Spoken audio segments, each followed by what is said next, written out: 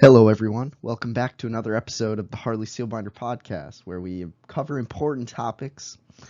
And this topic I feel like is very important because, you know, health is something that if you ignore it, your life quality is going to be lower, your length of life is going to be lower, and yeah, you might as well make the most of the life you have by, trying to be as healthy as possible. So, I actually I'm going to be showing you a presentation that I did for a statistics class for a class called Engineering Statistics. And one half of the class was just learning about statistics, and the other half was, hey, pick a problem or an idea and do some research on it. Very open ended. And at the end of the semester, you're going to do a big presentation on it. And so I just thought, why not do a podcast of this? Because I find this so interesting. So I guess the topic of this presentation slash podcast is stressing your body to live a longer, healthier life. And if you're on YouTube, you'll be able to see all the visuals that I'm giving you. But if you're just listening, I think you can understand as well. But just a little bit of a background context to kind of show why I chose this topic again. Well, here's a list of all of the high income countries in the world, the highest income countries. And then it shows the percentage of adults that are obese. And the United States wins by a significant margin in the sense of they have 40% of their adults being obese, and the next closest is New Zealand, and they're 33-ish, and then it goes down from there. And I thought, why not include the leading causes of death in the United States, which is heart disease and cancer. COVID is another one these past 2 years, but I'm focusing mainly on heart disease and cancer. But I bet these techniques that I'm going to be talking about could help with COVID as well. I'm very sure. All right. So this first term that we should look at before we even dive into anything is called hormesis. Hormesis is a low dose, short duration stressor. And these short duration stressors actually help us protect against large stressors that will occur in your life. And, there's this phrase by Friedrich Nietzsche called, "What doesn't kill you makes you stronger."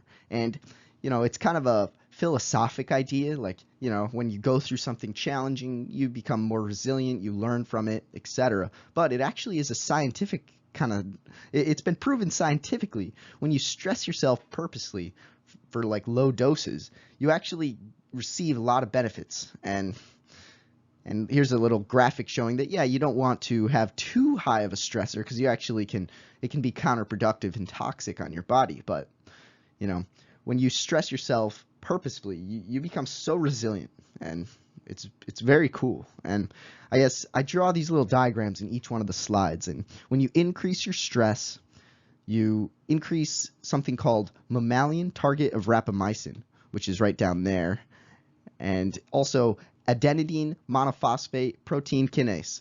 Two of these terms I'll talk about later, but just remember these acronyms: MTOR and AMPK. Okay, so I'm going to be talking about 4 different stressing methods or biohacking techniques. Biohacking is just kind of an overarching term for, undergoing activities that are stressing your body purposely, but are going to give you a longer, healthier life. And so I guess the first one I'm going to be looking at is HIIT workouts, HIIT workouts, high intensity training. And I guess we could define high intensity training real quick, which is short bursts of 85% of max effort mixed with short rest periods of 5 minutes or less. So you're going and doing burpees, you're doing push-ups, you're doing pull-ups, you're doing kettle swings, you're doing shoulder presses. You're going through cycles of, maybe a minute or two of just mostly all out effort, and then you're resting or walking around, catching a breath for less than 5 minutes. It's got to be less, but and then it showed that, well, here's the study I looked at to kind of prove that I thought that high intensity interval training would impact your health positively. They went and took 85 studies, and out of all of those 85 studies, they looked at like probably 20 different health metrics, but the health metric I am highlighting here is VO2 max. And VO2 max is kind of just a measure of the maximum amount of oxygen that your body can utilize during exercise. And out of the 57 so 5,747 people that were undergoing these studies and doing HIIT, 4,868 of them saw an increase in their VO2 max, which is one of the health metrics that predicts longevity in life. And so that's an 87% of those people that were studied saw an increase in their VO2 max, which probably means that they showed an increase in the length of their life. In my opinion, I recommend every person tries a HIIT workout. Even if it's for 15 minutes, you're doing just, I see that people sweat, and if you put in a little bit of effort, you're going to be breathing hard, your heart rate's going to go up, but that's the point. You want to be able to stress your heart a little bit so that, your heart is used to being stressed, so that in life, when it goes through a stressor, it's not like going to have a heart attack just out of the blue. And so I guess try out HIIT, HIIT workouts. Like search them up on YouTube or whatever site you want to look up. But I've been doing it for the past 4 months straight, and I love HIIT workouts. I might do a whole video on what my HIIT workout looks like, but that'll be later in life. And so now our second stress method is actually time-restricted eating. Another word for it is intermittent fasting. You may have heard of intermittent fasting before, but I like the word time-restricted eating. It's a little bit more specific. So let's say that, you're awake for 16 hours in a day and you sleep for 8 hours in a day. So that's 24 hours total. But most people, if you survey them, they probably eat 15 or 16 hours of the day. Like, they start eating right when they wake up and they eat until they're probably falling asleep. And that's actually not the most healthy for you. There's a way in which you can restrict the amount of time that you're eating. It's a good window to shoot for is like 12 to 8 hours in which you're eating. You're restricting your time window down from 16 down to like 12, 10, 8, whatever. But if you do that every day, there's a lot of benefits, and I'm going to dive into some. So there's a study that I found of 50 men and 41 women who are actually engaging in Ramadan fasting, which is a fasting for religious reasons. And so that actually includes 14 to 16 hour fasts, pretty much all day long fasts for a whole month. And they found that there were two metrics that they were measuring. The first one is high density lipoprotein cholesterol and low density lipoprotein cholesterol, HDLC and LDLC. Watching the YouTube video, it would help paint a picture in your mind of what's going on, but I'll try my best. So this HDLC, when you increase it, you actually decrease your risk of cardiovascular disease. And when you decrease your low density lipoprotein cholesterol, you actually decrease your risk of cardiovascular disease. And like I said, cardiovascular disease is one of those top killers in America and in the world, like way more than COVID, and no one talks about that. But out of these 91 people that were studied, the men showed a 21% increase in the HDLC, and the women showed a 30% increase in HDLC. And then there was the exact same. Men showed a 35% decrease in LDLC, and women showed a 36% increase in LDLC. Did I say 36% increase? It's a decrease. But either way, both of the sets of people increased their health metrics. That's the summary of all this. There's a lot of language, and there's something increasing, something decreasing, but I guess the moral of the story is when you fast like that, your body actually has more time to metabolize, or your metabolism actually is able to work through and digest all of your foods, like your fatty proteins and your cholesterols and your carbohydrates. All of those metabolisms actually work so much better when you give your body a bit of a rest. And it goes all back to this whole idea that you're actually stressing yourself. You might want to eat something, but you're mentally going through it and saying, hey, I'm not going to eat right now. I wouldn't recommend maybe a 14 to 16 hour fast, but I'd recommend like a 12 to 10 hour fast or more at least. And there's this idea that think back to a few hundred years ago or more. People were hunter-gatherers. They didn't always have food on the table. They didn't always have food. If you click a button, it'd be delivered to your door. They actually had to go out and hunt for food. And, actually, you're motivated more when you are a little hungry. Sometimes after I eat something, I notice a bit of a crash in energy. It's like, oh, I'm satisfied now. Like your hunting instincts is like, oh, I can rest finally because I got my fill. And that's why I actually like to. This is what I do. I probably don't eat much past 11 p.m. and then I don't normally eat until like 1 p.m. the next day. So that gives me about 10 hours of window to eat and about 14 hours of window to not eat. I'm not always perfect at it, and sometimes it shifts, but I've noticed just like in the morning, I'm able to have more energy without any crashes. In the beginning, it was tough, but that was only for like 3 or 4 days that it was actually hard not to eat. And then all of a sudden, it was like, oh, it's not too bad. And then I just drink a lot of water in the morning, and then I get on with my day. Okay, now finally, the third stressing method, it's actually heat exposure. But specifically, the heat exposure I'm going to be talking about is sauna use. There's a few other types of heat exposures, such as getting in a hot bath or a steam room, but sauna is actually what I'm studying, and it's actually been what I've been doing. All 4 of these methods I've been doing for the past 3 or 4 months. So there isn't scientific data on Harley, but there's anecdotal evidence to support that Harley feels pretty good when he's been undergoing these 4.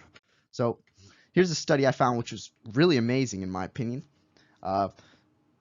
They studied 2,300 men in Finland, ages 42 to 60, and it was a 20-year study. So like around 20 years after they started the study, they followed up and said, okay, we're surveying these 2,300 men for these 4 different events. First being an all-cause mortality event, another being a fatal cardiovascular disease, another being a fatal coronary heart disease, and then fourthly, a sudden cardiac death.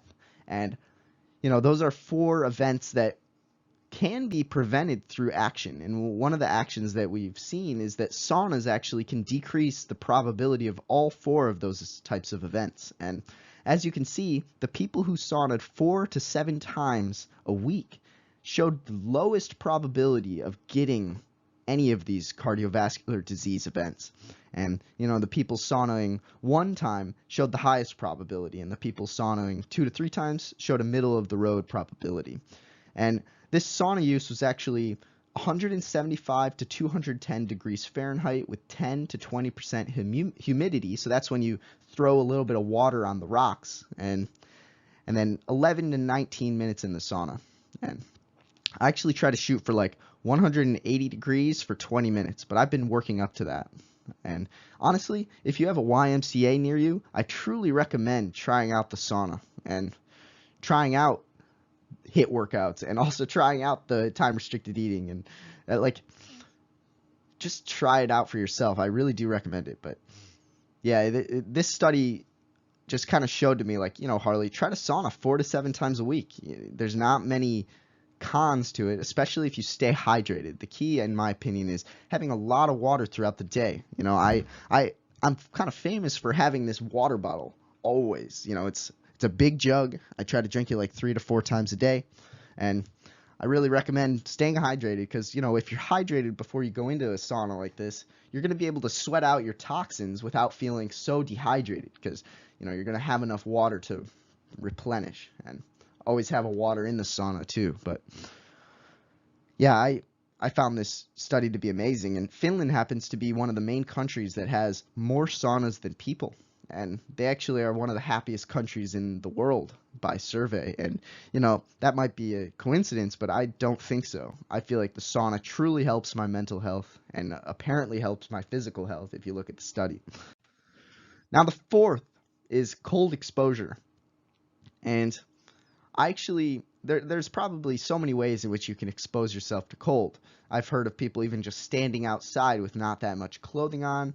I've heard people, when it's winter, I've heard people, jumping into a frozen lake. I've heard people even just taking a cold shower, sometimes swimming in 70 or 60 degree water for a while. There's so many different ways in which you can expose yourself to cold, but out of all of these metrics, I feel like this exposing yourself to cold is actually really for the mental. It really helps with the what's it called? The releasing of norepinephrine. And norepinephrine actually is one of the main chemicals that's released in your brain when a person does hard drugs. And it's like, that people get so addicted to those hard drugs because of that norepinephrine release. And I feel like most people who are undergoing hard drugs, if they sat in a cold bath, 40-degree bath for about 3 minutes, maybe 2 or 3 times a week, I feel like they are going to see an increase in their ability to be happy without those drugs. But, let's talk about this study first. So there were 22 young male subjects broken into 2 different groups. One group was the cold group, the other group was the control group. So the first group, the cold group, would spend 2 hours a day in 62 degrees Fahrenheit water. And you might be thinking, that's really not that cold. But, 62 degrees for 2 hours, you're going to start to get a little cold. And, the control group had no cold water exposure. So that was they showed like, okay, one group's doing nothing regarding cold, the other group is doing cold exposure. And the thing that was being measured is called cold-induced thermogenesis, or CIT. And the cold group actually showed a 276% increase in the amount of CIT that was occurring in their body. And I created this little visual chain to kind of show you what happens when CIT is released, or CIT is increased. CIT becomes increased, and then that norepinephrine chemical is released, which then helps with your mitochondrial biogenesis. And that mitochondria is kind of like the powerhouse of the cell. It helps recycle, and it's kind of your energy, energy storage slash circuit. And then if you increase that biogenesis, you increase the capacity for energy production, and all of those things lead to a longer, healthier life, or longevity in short.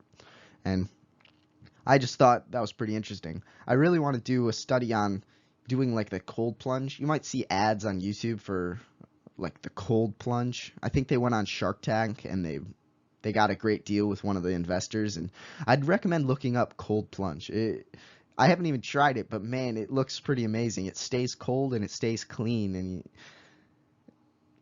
honestly, if you look up Andrew Huberman, the Huberman Lab, he talks about cold exposure quite a lot, and it's quite interesting, and I truly recommend it. Like, this is my, I'll just explain, like, this is my routine. So I try not to eat until maybe 1 or 2 p.m.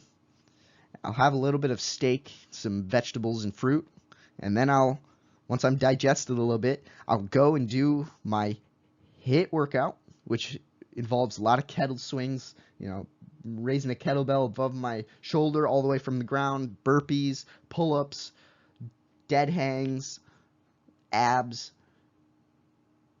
fireman carries, just quite a few different things, and squats, Bosu ball squats. I kind of mix it up a lot, but trying to keep that heart rate up the whole time.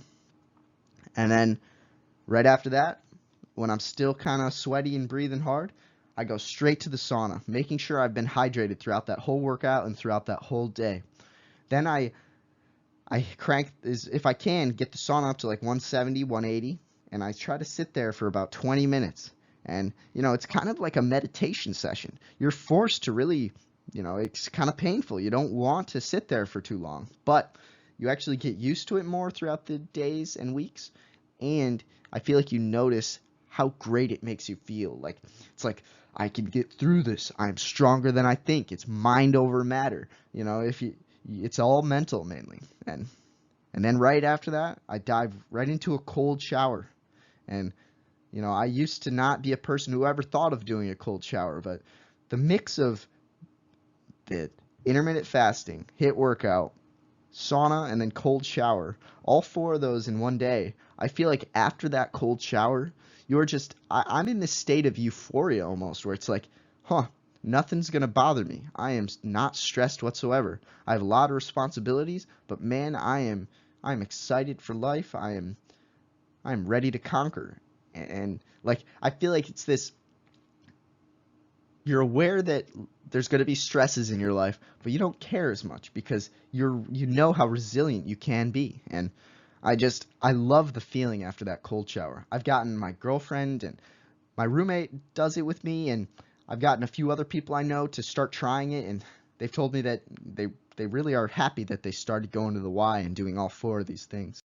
And I guess let's talk about the moral of this whole episode, which is when you stress your body purposefully, you live a longer life, a healthier life. And some people might be asking, why would who cares about living a long life? Oh, do you really want to be here till you're like 89, 95?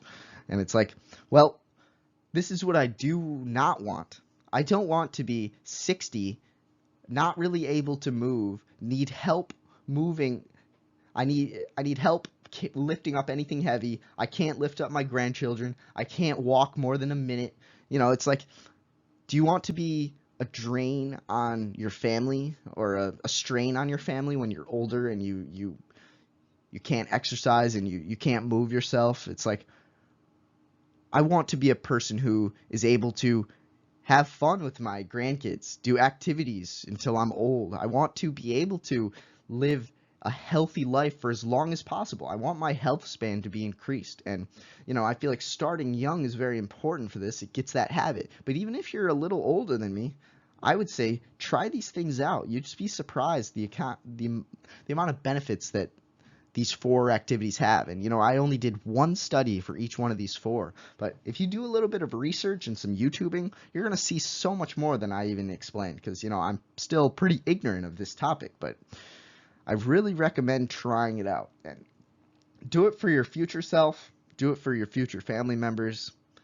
Set an example. If you're a person who leads your family, if you set this kind of example of, staying active, being healthy, and being intentional with what you're eating and how you're eating and all of these things, I feel like your family's just going to be a healthier family. And so I guess these are some of the visuals I kind of created. So when you increase your mTOR, that's what happens when you stress your body. You increase your DNA repair and you decrease your senescent cell growth. And so when you increase your DNA repair, your old DNA actually is recycled and your old cells are recycled. Like, one of the main causes of cancer is having a senescent cell growth, where it's like these cells haven't been used in a minute and they actually start to form a little bit of a mass and they're sitting there and they aren't being recycled and reused due to you moving yourself, stressing yourself, etc. And then cancer can form. So it's like that.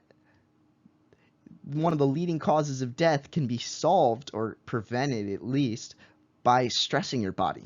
And so I'll talk about this other acronym, which is AMPK. And that's kind of like, it helps increase your metabolism. When you increase your AMPK, you increase your metabolism, and also you increase your VO2 max. And you should look up what both of these acronyms mean. I would do a dive into it. I actually have a great YouTube video by this guy named Answers with Joe.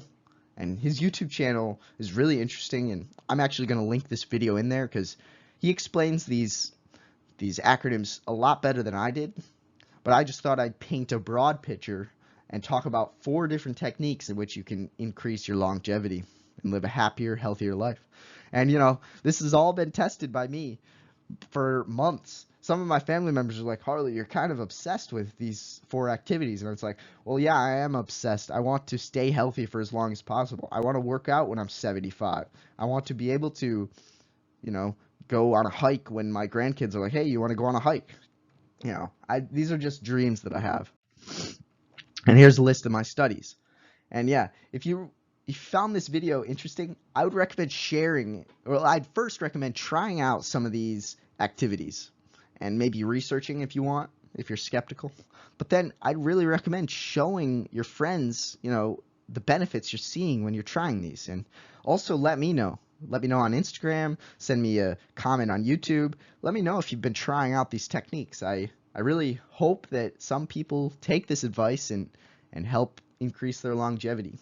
So, well, you have a great rest of your day, everyone. Bye-bye. Thanks for tuning in to the Harley Seelbinder podcast, where deep questions are asked. If this podcast impacted you positively, be sure to share it with your friends, for I'm sure it will impact them positively as well. Have a great rest of your day. Bye-bye.